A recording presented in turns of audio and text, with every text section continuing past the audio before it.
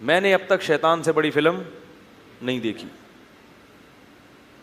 کیونکہ اس نے تو قسم اٹھائی ہے نا, اللہ کسی بھی طریقے سے, اس کو تو غصہ آیا ہوا ہے, جیلسی ہے, حسد ہے. حسد بہت خطرناک چیز ہے نا. اس کو غصہ آیا ہوا ہے کہ میں آگ سے بنا, یہ مٹی سے میرے سامنے بنا, اور اس کو پروٹوکول زیادہ مل رہا ہے, مجھے کم مل رہا ہے, تو میں تو جاؤں گا جہنم میں, اس کو بھی لے کے جاؤں گا میں. وہ اس دن سے پیچھے پڑا ہوا ہے. تو شیطان کیا کرتا ہے کہ پہلے تو گناہ کرواتا ہے, پہلے کیا کرتا ہے, اور اس امید پہ کہ بعد میں توبہ کر لینا. حالانکہ یہ توبہ کی امید پہ گناہ کرنا ایسے ہے جیسے اپنے آپ کو زخمی کرنا, اس امید پہ کہ بعد میں علاج کروا لوں گا. وہ بھائی علاج تو ایک مجبوری ہے, اب زخمی ہو گئے تو علاج کرو, یہ تھوڑی کہ اس نیت سے اپنے آپ کو کاٹتے رہو کہ میں علاج کرا لوں گا. تو پہلے تو شیطان کیا کرتا ہے, گناہ کرواتا ہے اس امید پہ کہ بعد میں کیا ہے, توبہ کر لینا.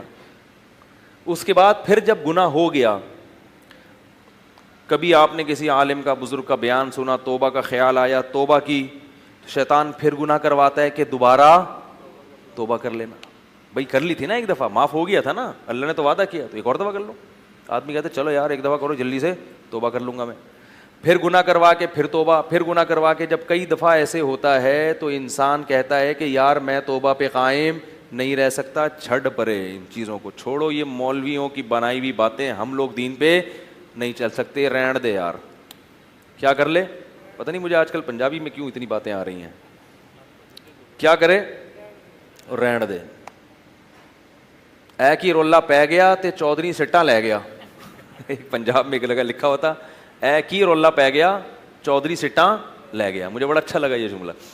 تو شیطان کیا کرے گا کہ وہ کہے گا کہ بار بار توبہ توڑتے ہوئے تجھے شرم نہیں آتی, لہذا اب توبہ کرنے کی ضرورت نہیں ہے, اب ایک دفعہ جی بھر کے گناہ کر لے, جب دل بھر جائے آخر میں ایک ہی خاندانی توبہ کر لینا, جو سب کی طرف سے کیا ہو جائے گی, کافی. ورنہ بار بار توبہ توڑنے سے قوت ارادی بھی خراب ہو رہی ہے, کانفیڈنس آپ کا لوز ہو رہا ہے, ٹھیک ہے نا, قوت فیصلہ پہ زد پڑ رہی ہے, اور گناہ تو ایسے بھی نہیں چھوٹ رہا, اور توبہ توڑنے کا ایک مستقل گناہ اپنے سر پہ اور لاتے جا رہے ہو. یہ شیطانی دھوکہ ہے.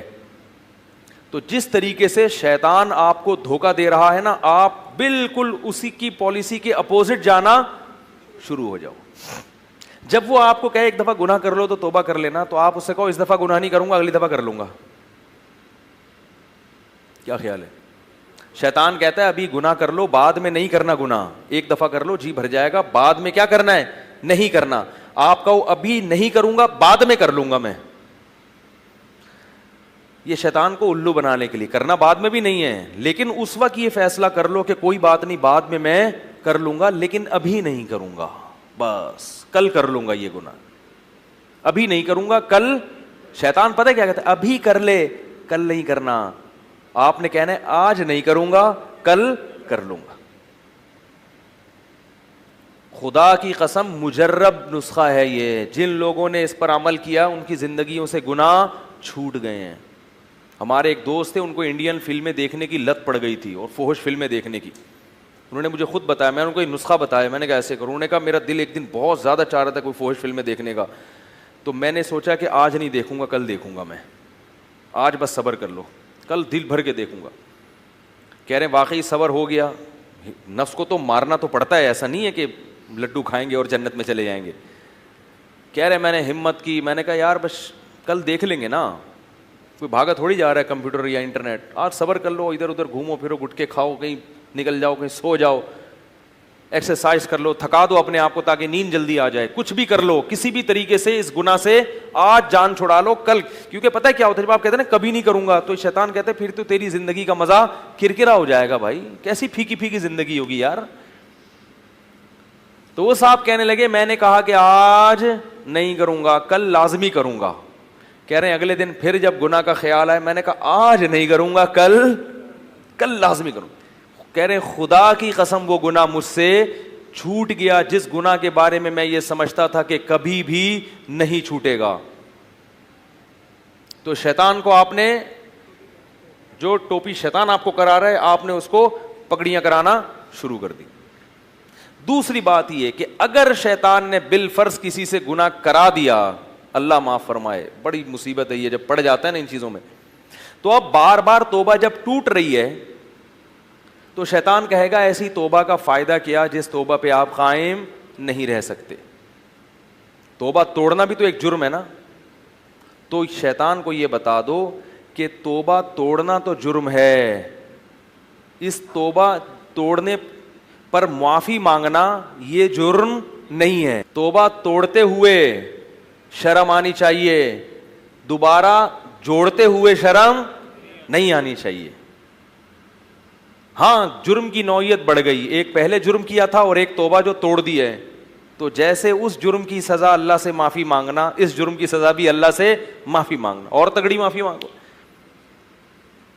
بار بار بھی توبہ کر کے اگر آدمی توبہ کرتا رہے گا تو توبہ 100 دفعہ بھی کرے گا نا توبہ, تو 1000ویں مرتبہ بھی توبہ کرے گا تو اللہ تعالیٰ اس بیس پر توبہ کو رد نہیں کریں گے کہ تو پہلے 10 دفعہ یہ توبہ توڑ چکا ہے یا 100 دفعہ توڑ چکا ہے.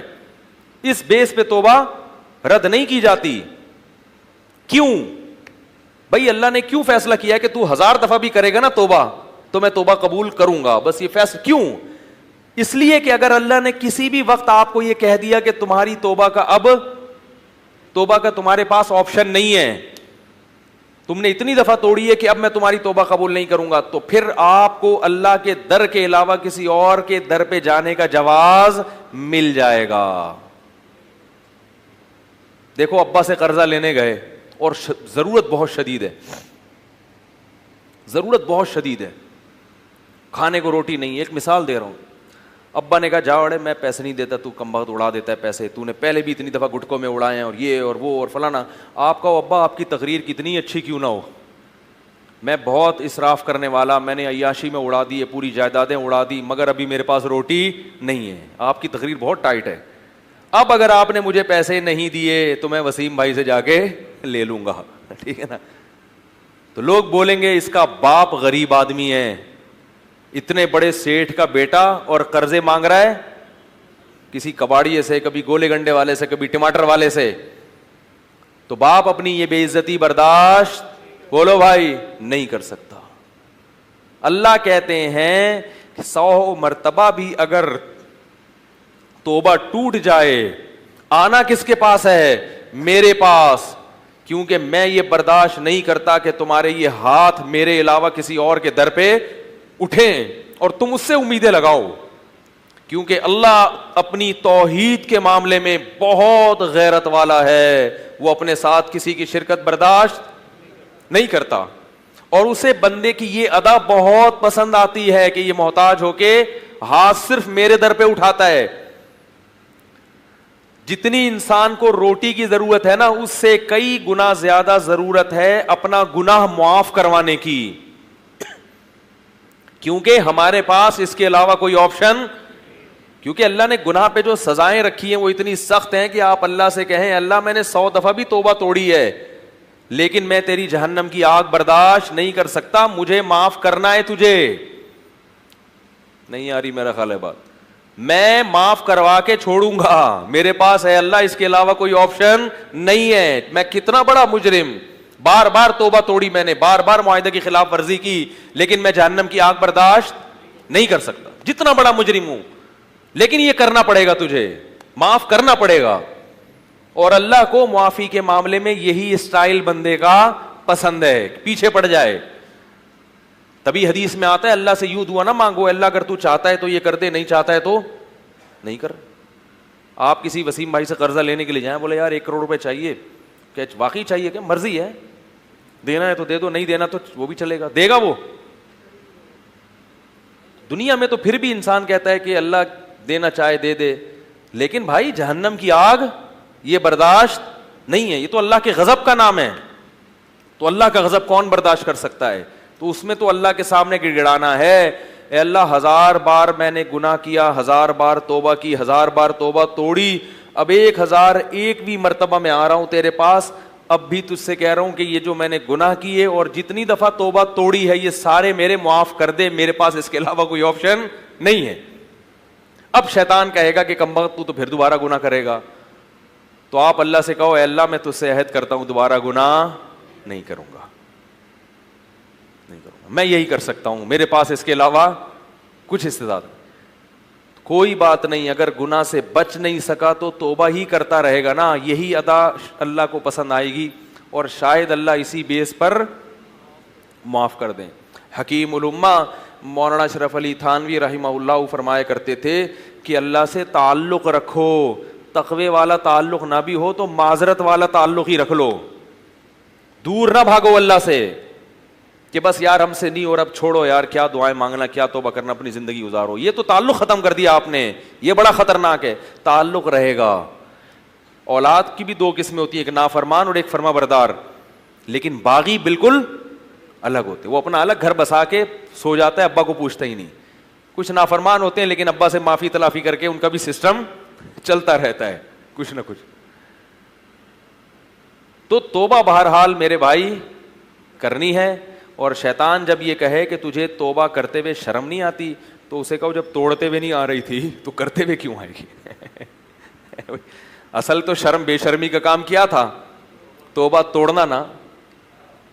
نبی صلی اللہ علیہ وسلم نے فرمایا، بس حدیث سنا کے بات ختم کرتا ہوں، کہ آپ صلی اللہ علیہ وسلم نے ارشاد فرمایا جب کوئی بندہ کوئی گناہ کرتا ہے اور پھر اللہ کے پاس آ کے توبہ کرتا ہے تو اللہ فرشتوں سے کہتے ہیں کہ دیکھو یہ مجھ سے معافی کیوں مانگ رہا ہے، اس لیے کہ اس کو پتہ ہے کہ اس کا کوئی خدا ہے جو اس کو گناہ پہ سزا بھی دے سکتا ہے اور وہ اس کے گناہ کو معاف بھی کر سکتا ہے، اس جذبے کی میں نے لاج رکھی ہے، تم گواہ رہو میں نے اس کو معاف کر دیا۔ فرمایا پھر اس سے گناہ ہو جاتا ہے، پھر یہ دوبارہ آ کے اللہ کے سامنے اسی طرح سے کہتا ہے تو اللہ کہتے ہیں اس کا مطلب ہے اس کو پتہ ہے کہ کوئی اس کو گناہ پہ سزا بھی دے سکتا ہے اور معاف بھی کر سکتا ہے، اسی وجہ سے میرے در پہ آ کے معافی مانگ رہا ہے، میں نے اس جذبے کی اور اس نظریے کی لاج رکھی، اس کو میں نے معاف کر دیا۔ پھر بار بار کرتا ہے، بار بار کرتا ہے، اللہ ہر دفعہ کہتے ہیں آ کیوں رہا ہے، یہ گناہ کر کے بھاگ کیوں نہیں گیا، آ اس لیے رہا ہے، اس کو پتا ہے بھائی سزا کا اختیار بھی ادھر ہی ہے اور معافی کا اختیار بھی ادھر ہے، اس کے علاوہ ہمارے پاس کوئی آپشن ہے نہیں۔ تبھی حدیث میں دعا سکھائی ہے لا ملجا ولا منجا منک الا الیک، اے اللہ تیری تجھ سے بھاگنے کے لیے بھی تیری ہی پناہ گاہ چاہیے ہمیں، یعنی اللہ سے اگر بھاگنا چاہتے ہو نا تو بھاگ کے اللہ ہی کے پاس آؤ گے تو اللہ سے پناہ ملے گی آپ کو، اللہ کے عذاب سے بھاگنے کے لیے کہاں جائیں گے، اللہ ہی کے پاس آئیں گے، کیونکہ کوئی اور تو اللہ کے عذاب سے بچا نہیں سکتا۔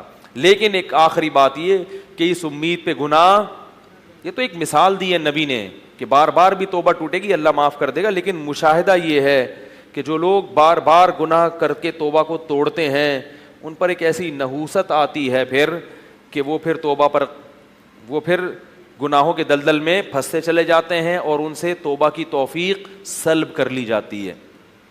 فرعون کے تبھی قرآن نے کہا نا ختم اللہ علی قلوبہم، اللہ ان کے دلوں پہ کیا کر دیتے ہیں، مہر لگا دیتے، فرعون کے دل پر مہر لگ گئی تھی، تو اس لیے ہو گیا اللہ نہ کرے تو پھر توبہ کرو، اس امید پہ گناہ کرنا کہ میں توبہ کرتا رہوں گا، یہ بڑی خطرناک بات۔